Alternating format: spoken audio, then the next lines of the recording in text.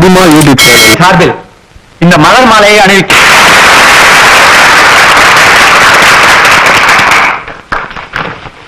ஆரம்பிக்கலாமா சார்? ஓ,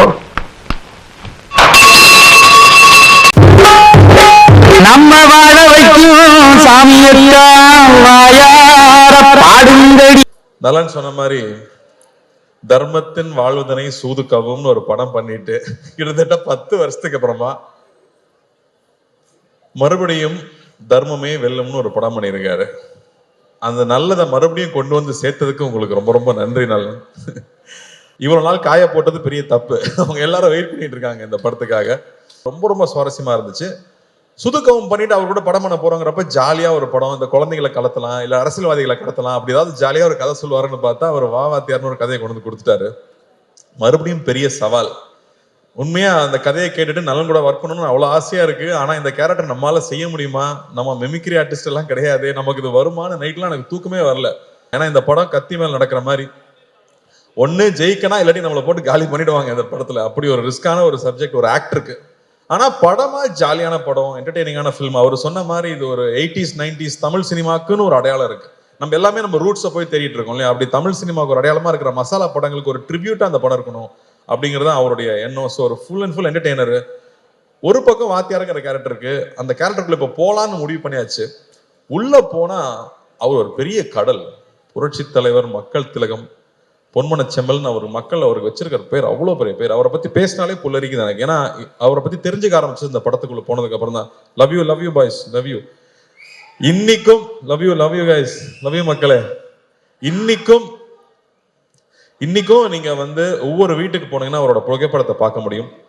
ஒண்ணு அதுக்கு பொட்டு வச்சு மாலை போட்டு சாமி கும்பிட்டு இருப்பாங்க, இல்லாட்டி பெருமையா அந்த முகத்தை பார்க்கணுங்கிறதுக்காக வச்சிருப்பாங்க.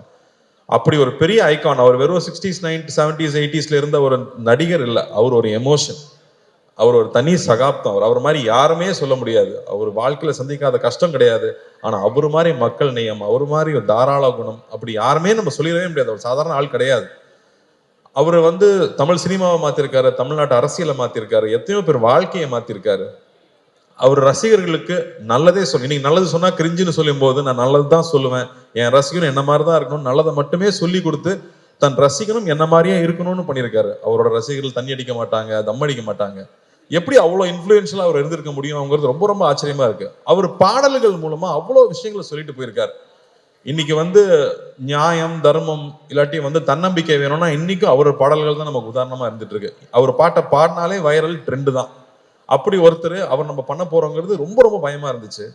இன்னும் அவரோட பத்தி இன்னுமே பேசிட்டு இருக்கோம், அவரை பத்தி பேசிட்டு இருக்கோம். அவர் ஒரு பாட்டுல சொல்லியிருக்காரு, வாழ்ந்தாலும் மறைந்தாலும் பேர் சொல்ல வேண்டும், இவர் போல யார் என்று ஊர் சொல்ல வேண்டும்னு அவரே பாடிட்டு போயிட்டார். தன்னுடைய வாழ்க்கையே மக்கள் பணியா இருக்கணும், மக்களுடைய நன்மை தான் என்னுடைய வேலைனே ஒர்க் பண்ணியிருக்காரு. அதுக்கு முத்தாய்ப்பா நம்மளோட சென்னை சென்ட்ரல் ஸ்டேஷனுக்கு அவரோட பேரை வச்சிருக்காங்க. புரட்சி தலைவர் doctor MGR Chennai central station பேரு. ஒரு நாளைக்கு கிட்டத்தட்ட 400 ட்ரெயின் இங்க இருந்து கிளம்புது. ஒவ்வொரு ட்ரெயின் கிளம்பும் போதும் சென்னை புரட்சி தலைவர் டாக்டர் எம்ஜிஆர் ராமச்சந்திரன் அவர்கள் பேர்ல சென்னையிலிருந்து கிளம்புற ட்ரெயின்னு ஒரு நாளைக்கு கிட்டத்தட்ட 5000 தடவை அவரோட பேர் அனௌன்ஸ் பண்ணிட்டே இருக்காங்க.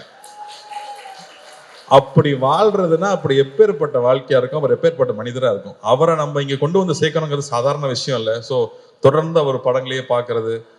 இன்ஃபேக்ட் சிலம்பம் கிளாஸ்லாம் போய் ரொம்ப நாள் ஆயிடுச்சு. நான் தெரிஞ்சு இந்த ஷூட்டிங் டைம்ல காலையில 1 hour ஈவினிங் 1 hour ஷூட்டிங் போயிட்டு வந்துட்டு முன்னாடியும் கண்டினியூஸா ஒரு 1 month ப்ராக்டிஸ் பண்ணேன். அனலர்ஸ் மாஸ்டர் தான் கூட நின்று அவங்க அப்பா கதையெல்லாம் சொல்லி, இன்ஃபேக்ட் வி ரியலி என்ஜாய். இது வந்து எங்க ஜென்ரேஷனோட ட்ரிபியூட்டா சொல்லலாம். இது வந்து ரொம்ப பக்தியோட அந்த கேரக்டர் பண்ணியிருக்கோம்னு நான் சொல்லுவேன். எவ்வளவு சின்சியரா அந்த கேரக்டர் அப்ரோச் பண்ண முடியும்.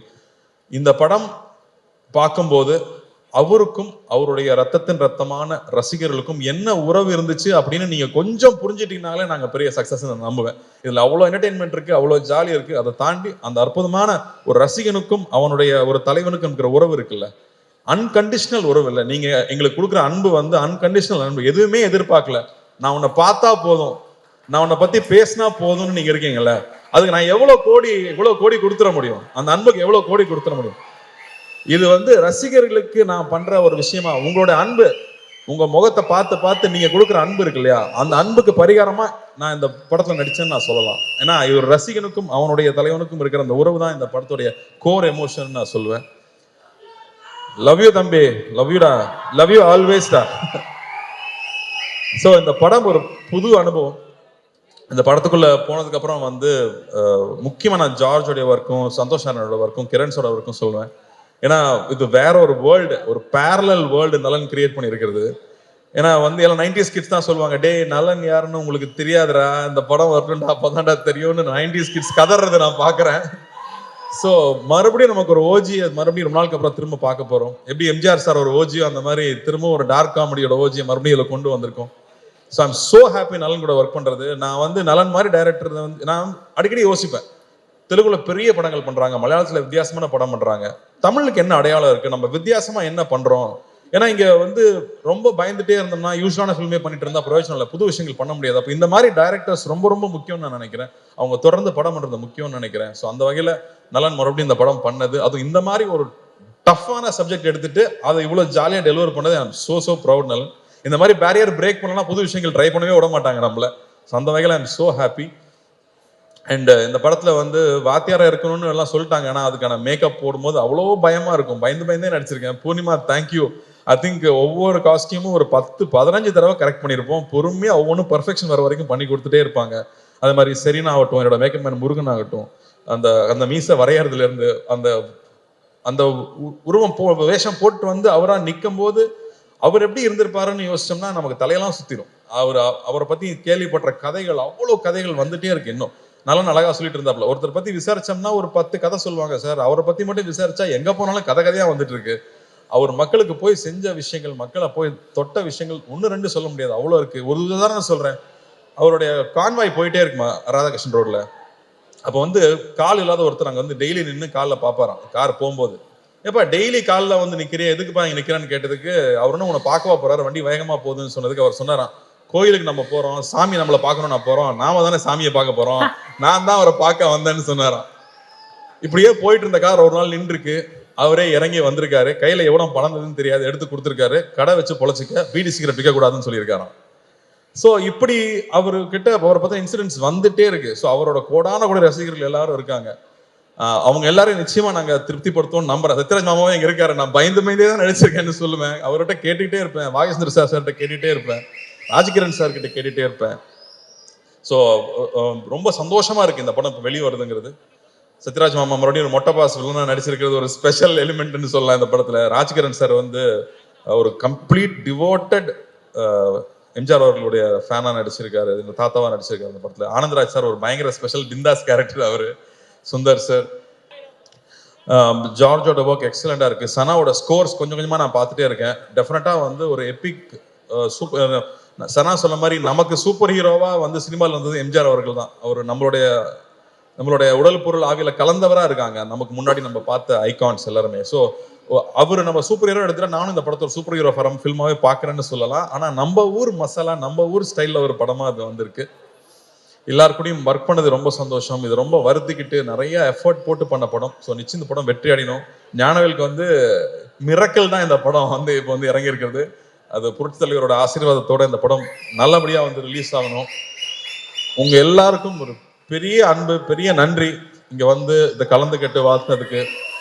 பத்திரிகை தொலைக்காட்சி நண்பர்களுக்கு முக்கியமா, எல்லாரும் நீங்களாம் நிறைய பேர் எம்ஜிஆர் அவர்களையும் பார்த்துருப்பீங்க, அவங்கள பத்தி தெரிஞ்சிருக்கும். ஸோ உங்களுடைய அன்பு எப்பவுமே எங்களுக்கு தேவை.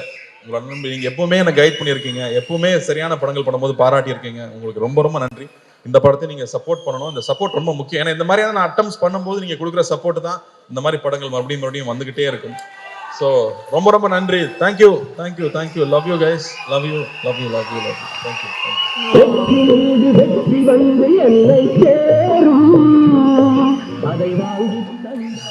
கார்த்தி சார், அப்புறம் இன்னும் இது ஒரு 5 பசங்க பொடி பசங்க நடிச்சிருக்காங்க. ஹலோ கைஸ், அவங்க எல்லாருக்குமே இது புதுசு. வரும். அண்ட் கார்த்தி சார் அதே குரல், ஒரு அழகான கேள்வியோட உங்களையும் சந்திக்கணும் நீங்க இருக்காங்க. வாங்க சார், வாங்க ப்ளீஸ். தம்பி கார்த்தி, எப்படி இருக்கீங்க? நல்லா இருக்கேன் ஐயா. 1001 திரைப்படத்துல என்னுடைய ரசிகனாக நடித்தேன். பொன்னியின் செல்வன் திரைப்படத்தில் நான் ரொம்ப ஆசைப்பட்ட வந்தியத்தேவன் கதாபாத்திரத்தில் பல வருஷம் கழிச்சு அது உங்களுக்கா அமைஞ்சது. நடிகர் சங்கத்துல நான் இருந்த பதவியில தான் நீயும் இருக்க. நமக்குள்ள எவ்வளவு ஒற்றுமை பார்த்தியா? உண்மையா சொல்லணும்னா உங்க ஆசீர்வாதம் எப்பவுமே எனக்கு வேணும். நான் பல நாள் பல சோதனைகள் இருக்கும்போது உங்களை நினைக்காம போனதே இல்லை. அந்த ஷார்ட் டைரக்டர் ஆக்ஷன் சொல்றதுக்கு முன்னாடி ஐயா நீங்க உள்ள இருந்து நடிச்சுக்கங்கன்னு சொல்லிட்டு தான் ஒவ்வொரு ஷாட்லையும் நடிச்சிருக்கேன். ஸோ வந்து மானசீகமா அவரை நான் தலையிலிருந்து கும்பிட்டுக்கிட்டே இருந்திருக்கேங்கிறது தான் உண்மை. உங்களை வணங்கிட்டே தான் இருந்திருக்கேன். என்னோட ஆசீர்வாதம் உனக்கு எப்பயுமே இருக்கும். என்னுடைய அன்பு தம்பி சிவகுமார் என்னுடைய மிகப்பெரிய ரசிகர்னு உங்க எல்லாருக்கும் தெரியும். நீங்க என்ன மாதிரி நடிக்க போறீங்கன்னு அவர்கிட்ட சொன்னதுக்கு அப்புறம் அவருடைய முதல் ரியாக்ஷன் என்னவா இருந்தது?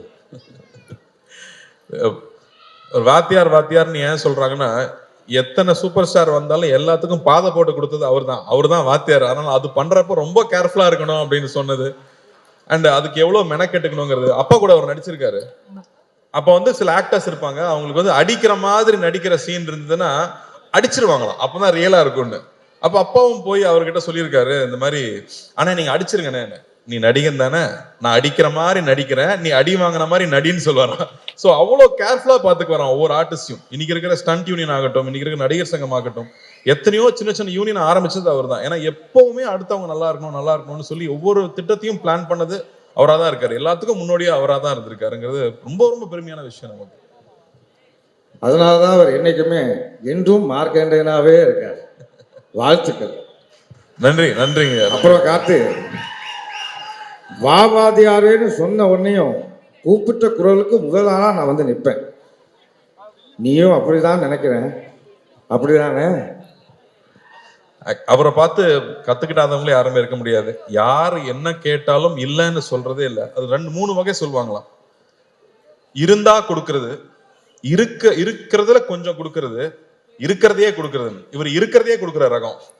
ஸோ அவங்க கிட்ட இருந்து தான் நிறைய கத்துக்கிறோம். எப்படி அடுத்தவங்களுக்கு செய்யணுங்கிறது அவங்க கிட்ட தான் கத்துக்கணும். ஸோ முடிஞ்ச அளவுக்கு உங்களை மாதிரியே யார் எந்த உதவி கேட்டாலும் இல்லைன்னு சொல்லாம நம்மளால முடிஞ்சதை செய்யணுங்கிறது உங்ககிட்ட இருந்து கத்துக்கிட்டது தான் நினைக்கிறேன். அது அப்பாவோட வளர்ப்புன்னு நினைக்கிறேன். வாழ்த்துக்கள். நன்றி, ரொம்ப நன்றி. வாவாதியார் திரைப்படம் மிகப்பெரிய பிளாக் பஸ்டர் அமைகிறதுக்கு என்னுடைய மனமார்ந்த வாழ்த்துக்கள். தொடரட்டும் உன் பணி, மக்களுக்காகவே அர்ப்பணி, வாழ்க வளர்க. இங்க இந்த தருணத்துல வந்து எம்ஜிஆர் ஐயாவே வாழ்ந்துட்டு இருக்கிறவங்க நிறைய பேர் வந்திருந்தாங்க. அவங்க எல்லாருமே எனக்கு ஹெல்ப் பண்ணியிருக்காங்க படத்துல. ஸோ அவங்களுக்கும் இந்த வகையில் நான் நன்றி தெரிவிச்சுக்கிறேன். அவங்க எந்நேரமும் அவரை மாதிரியே மேக்கப் போட்டு ஒவ்வொரு ஊரா போய் நடிச்சுட்டு வர்றவங்க. அதே மாதிரி அசிஸ்டன்ட் டைரக்டர்ஸ்க்கு, ப்ரொடக்ஷன் டீமுக்கு, எல்லாருக்கும் படத்துல ஒர்க் பண்ண எல்லாருக்குமே என்னுடைய மனமார்ந்த நன்றியை தெரிவிச்சுக்கிறேன். Thank you so much Karthi sir. And வாவாதியார் ஒரு சூப்பர் டூப்பர் ஹிட்டான ஒரு திரைப்படமாக அமையும். தமிழ் ரசிகர்களுடைய அன்பும் பாசமும் தியேட்டர்ஸ்ல உங்களுக்காக காத்துக்கிட்டு இருக்கோம். One more time for our very own Karthi சாருக்கு ஒரு பெரிய கைத்தட்டல். லவ் யூ மக்களே. தேங்க்யூ. யாருடைய தாகமாக இருந்தாலும் அதை தீர்த்து வைப்பதுதான் தந்தையனின் கடமை. எந்த படம்? 1001. இங்க நிறைய புரட்சி தலைவர் ரசிகர்கள் வந்திருப்பீங்கன்னு நினைக்கிறேன். இங்க வாமாத்தியாரா நடிக்கிறது எங்க வீட்டு பிள்ளை வந்து சூர்யாவும் கார்த்தி எங்க வீட்டு பிள்ளை. எங்க வீட்டு பிள்ளை வாத்தியாரா நடிக்கிறது எனக்கு ரொம்ப சந்தோஷம். தம்பி ஞானவேல் ராஜா, தம்பி கலையுலக மார்க்கண்டேயன் சிவகுமார் அவர்கள் அண்ணன்னு சொன்ன அடிச்சு போடுவாங்கண்ணே. நீங்க சின்ன பையன் மாதிரி இருக்கிறீங்க, உங்களை பேர் நான் எப்படி அண்ணன்னு சொல்றது? நலன் குமாரி சார் டைரக்டர், குமாரசாமி அவர்கள் டைரக்டர், அத்தனை பேருக்கு, தம்பி ஆனந்தராஜ் உட்பட அனைவருக்கும் என்னுடைய வணக்கம். கார்த்தியின் ரசிக பெருமக்களுக்கு என்னுடைய மனமார்ந்த நன்றியை தெரிவித்துக் கொள்கிறேன். பாருங்க, நான் தீவிர வாத்தியார் ரசிகர். நான் இந்த படத்துல வில்லன். தம்பி ஆனந்தராஜ் வந்து வாத்தியார் ரசிகராக நடிச்சுக்காரு. கேட்டார், நான் டைரக்டர்கிட்ட கேட்டு அதை ஓப்பன் பண்ணலான்னு சொல்லிட்டாரு. நீங்க தலைவர் ரசிகர் தானே ஆனந்தராஜ்? தம்பி இல்லைங்க, டெஸ்ட் இருக்கு, அது உட்கார முடியாது. பாருங்க சார், நான் சொல்ற டைலாக் எல்லாம் எந்த படத்துலன்னு சொல்லணும். சும்மா நடிச்சா கேரக்டரா மாறும். ஏய் தோரசாமி, என் தாய் எனக்கு பால் ஊட்டி வளர்த்தாங்க, இந்த நிலத்தாய் எனக்கு சோறு ஊட்டி வளர்த்தாங்கடா. இந்த தாயை விட்டு கொடுக்குற அளவுக்கு நான் கோழை இல்லடா. ஒரு பிடி மண்ணுக்காக எந்த தியாகத்தையும் பண்ணக்கூடிய பரம்பரையில் வந்தவன் தான்னா. ஏய் 100 என்ன 1000 என்ன 1,00,000 பேர் ஒன்று கூடி கொலை எடுத்து வந்தாலும் இந்த இடத்தை விட்டு பிரிக்கவே முடியாதுடா. நான் ரத்த சிந்துனா அது இந்த மண்ணில் தாண்டா கலக்கும். நான் உடல் கீழே சாஞ்சா அது இந்த மண்ணை தாண்டா அணக்கும். என் உயிர் போனா இது இந்த மண்ணில் தாண்டா போகும். ஆனா அந்த நேரத்தில் நான் எழுப்ப போகும் உரிமை குரல் இங்கு மட்டும் இல்லை, எங்கெல்லாம் உழைக்கிறவன் இருக்கிறானோ, எங்கெல்லாம் அவனுடைய வேர்வை துளிகள் விழுதோ, அங்கெல்லாம் என்னோட உரிமை குரல் உழைச்சுக்கிட்டே தாண்டா இருக்கும். அவர் சொன்னதுலேயே உங்களுக்கு பாதி பேர் கிடைச்சிருக்காரு. உரிமை குரல் படத்துல வர உரிமை குரல் பேர் சொல்லிட்டாரு. சரி, இது வந்து அவர் துப்பாக்கி சூடு வாங்கினதுக்கு அப்புறம், ஆமா, துப்பாக்கியில சுடுறதுக்கு முன்னாடி ஒரு அவருடைய வாய்ஸ் இருக்கு தெரியுமா? சொல்லுங்க. ஒரு படத்துல அஞ்சலி தேவி அம்மா வந்து ஒரு சர்வாதிகாரி ராணி, அவங்க தலைவர் வந்தோன்னு அவங்க மேல கத்தி எடுத்து வீசிடுவாங்க. அப்போ தலைவர் பேசுற ஒரு வசனம், என்னை கொல்ல இருந்தீர்களே, அதே கத்தி உங்களையும் கொல்லும் என்பதை மறந்து விட்டீர்கள். குறிவைத்தால் தவற மாட்டேன், தவறுமானால் குறிவைக்க மாட்டேன். வழிமுடி வீழ்ந்தது. மகாராணியரை வீழ்த்துவது சுலபம் என்பதற்கு அறிகுறியாக. ஆனால் ஆத்திரக்காரன் அல்ல கரிகாரன், அவன் கேட்கும் நீதியை நின்று நிதானமாகத்தான் கேட்பான். இது மகாதேவி மர்மயோகம்.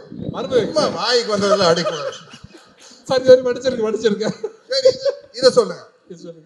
படையிலே சேர்ந்தேன் மக்களுக்கு பணிபுரிய, நாட்டை காக்க.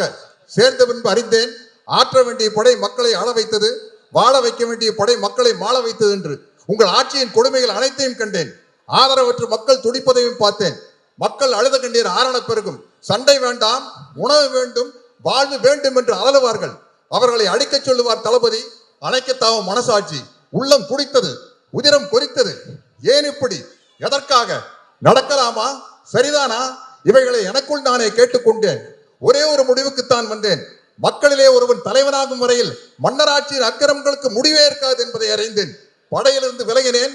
புரட்சி கூட்டத்திலே புகுந்தேன். புரட்சி என்றதும் பயந்து விடாதீர்கள். இது ஆலயத்திற்கும் ஆயுத புரட்சி அல்ல.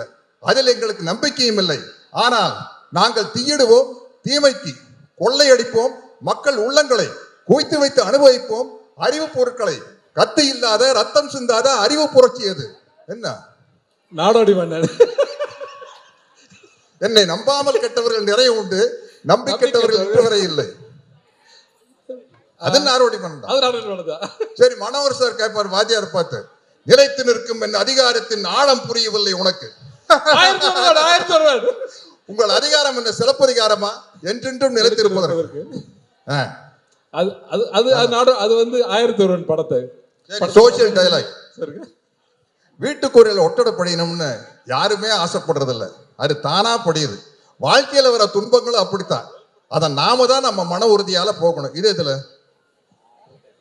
இருக்கு, நான் கேட்டு சொல்றேன். கேட்டு சொல்றேன்.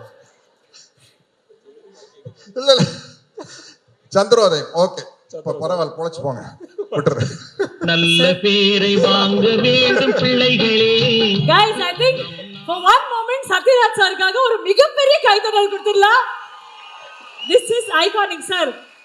நீங்க மிகப்பெரிய வாத்தியார் ரசிகர் எங்களுக்கு தெரியும். ஆனா இவ்வளவு பெரிய வாத்தியார் ரசிகர் அப்படின்றது வேற லீக் சார்.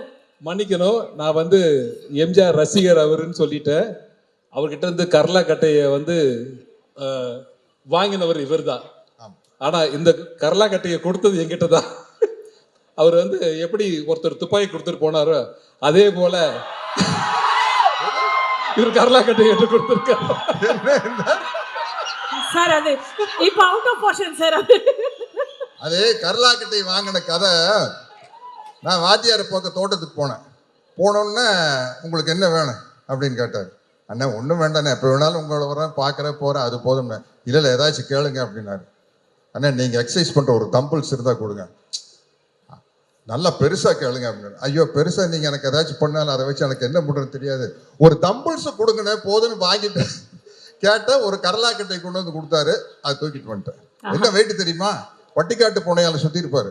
பயங்கர வெயிட்னு. அது white pant, red shirt, black belt, அந்த படத்துல ட்ரெஸ். ஆமா ஆமா சார். என்ன சார் இப்படி அனுபவமா ரசிக்கிறீங்க? ரொம்ப அரக்கத்தனமான ரசிகர், பக்கத்திலேயே வர முடியாது. இங்க வர நாங்க யாரும் அட்டெம்ப்ட் கூட பண்ணல சார். பட் அந்த ரசிகர் இந்த திரைப்படத்துல அவ்வளவு முக்கியமான ஒரு கதாபாத்திரம். 1958 ஆகஸ்ட் மாசம் 22ஆம் தேதி பாருங்க டேட்டோட சொல்றாரு. 64 பொங்கலுக்கு வேட்டைக்காரன், 65 பொங்கலுக்கு எங்க வீட்டு பிள்ளை, 66 பொங்கலுக்கு அன்பே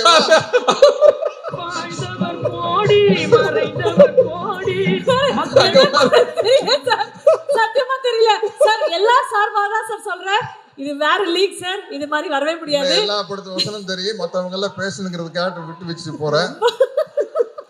ஒரே ஒரு வாத்தியார் தான், புரட்சி தலைவர் எம்ஜிஆர் தான். எனக்கு என்ன மகிழ்ச்சினா, வேற யாரும் அந்த பாவாதியார்னு கேரக்டர் நடிக்காம எங்க வீட்டு பிள்ளை 1001 கார்த்தி நடிக்கிறது எனக்கு சந்தோஷம்.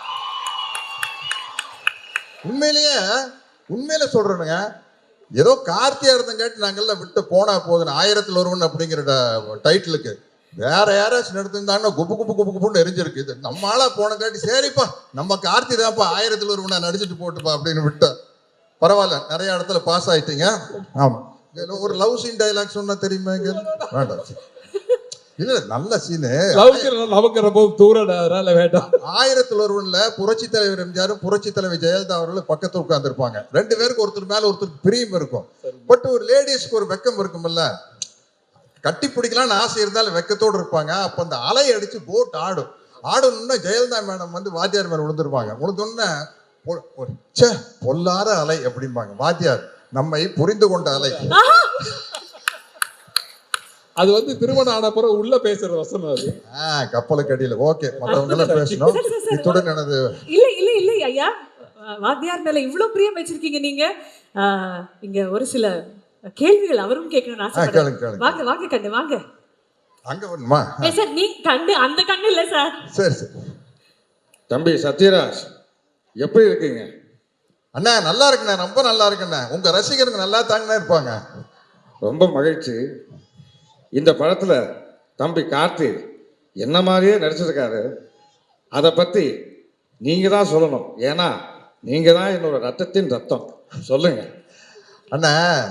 கார்த்தி வந்து முதல் படத்திலேயே பல அவார்டை வாங்கிட்டாரு, பருத்தி வீரன் அப்படின்னு.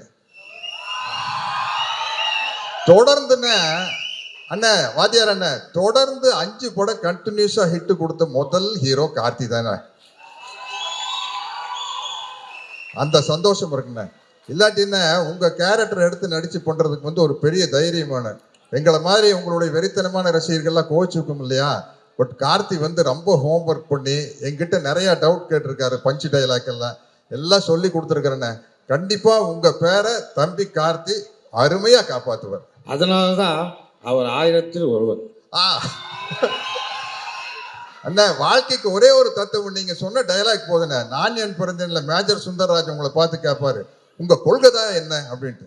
அழறவனை சிரிக்க வைக்கணும், சிரிக்கிறவனை சிந்திக்க வைக்கணும். இதுக்கு மேல என்னென்ன டைலாக் வேணும்? ரொம்ப மகிழ்ச்சி.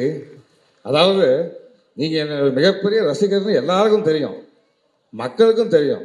ஆனா எந்த திரைப்படத்துல என்ன பார்த்து நீங்க ரசிகனானீங்கன்னு நான் தெரிஞ்சுக்கலாமா? அண்ணா நான் வந்து 10ஆம் கிளாஸ் படிக்கல தானே 1964 பொங்கலுக்கு வேட்டைக்காரன் படம் வந்தது. அந்த படம் பார்த்ததுலேருந்து உங்களுடைய தீவிர ரசிகன் ஆயிட்டுனேன். அந்த படத்துல வர பாடல் வரிகள் ஒன்று போதுன்னு எங்களை எல்லாம் வழி நடத்துறதுக்கு, இங்க இருக்கிற அத்தனை பேரையும் வழி நடத்துறதுக்கு அந்த பாடல் வரிகள் போதும்னு. மாபெரும் சபைகளில் நீ நடந்தால் உனக்கு மாலைகள் விழ வேண்டும், ஒரு மாற்று குறையாத மன்னவன் இவன் என்று போற்றி புகழ வேண்டும். அது போதுண்ணே. தம்பி பாட்டையும் விட்டு வைக்கலையா நீ? அருமை. அப்புறம் நான் கொடுத்த இந்த கடலாக்கட்டைய இன்னும் பத்திரமா வச்சிருக்கியா? ஆமாண்ணா வச்சிருக்கேண்ணே. ஆனா என்னன்னா நீங்க கொடுத்தப்போ அந்த கடலாக்கட்டை எடுத்து எக்ஸசைஸ் பண்ணிட்டு இருந்தேண்ணே. இப்போ I am 71, அதனால கொஞ்சம் கேர்ஃபுல்லா அதை தூக்கி சுத்தணும்னா சைடு கழட்டுருச்சுன்னா வம்பா போயிடும். ஆனந்தராஜுக்கு வேட்டு வைக்கலான்னு கொடுத்தேன்னே, தம்பி தப்பிச்சிட்டாப்லன்னு நினைக்கிறேன். எடுத்து சுத்தினீங்களா படத்துல? சரி மிக்க நன்றி. ஓகே. கட்டப்பாவுக்கு கரலாக்கட்டை சுத்ததெல்லாம் ரொம்ப ஈஸி. கட்டப்பாக்கு கரலாக்கட்டை சுத்ததெல்லாம் ரொம்ப ஈஸி. என்னுடைய மனமார்ந்த வாழ்த்துக்கள் தம்பி. நீங்க மிகப்பெரிய உயரத்துக்கு வந்துகிட்டே இருக்கணும். என்னுடைய மனமார்ந்த வாழ்த்துக்கள். அண்ணா கட்டப்பா படத்துல எனக்கு கேரக்டருக்கு பேர் வந்ததுக்கு ஒரு முக்கியமான காரணம் உங்க ரசிகரா இருந்ததுனால தானே. அதனால தானே சின்ன வயசுலயே 2 கையிலையும் சிரம சுத்தி பழகிட்ட, கத்தி சண்டை எல்லாம் பழகிட்ட. அதனால தானே எனக்கு கட்டப்பாவை நடிக்கிறது ரொம்ப ஈஸியா இருந்தது. இந்த நேரத்துல உங்களுக்கு நான் நன்றியை சொல்லி வைக்கிறேன் கட்டப்பாவை நடிச்சதுக்கு. வாத்தியாரா தேங்க்யூ வாத்தியாரா.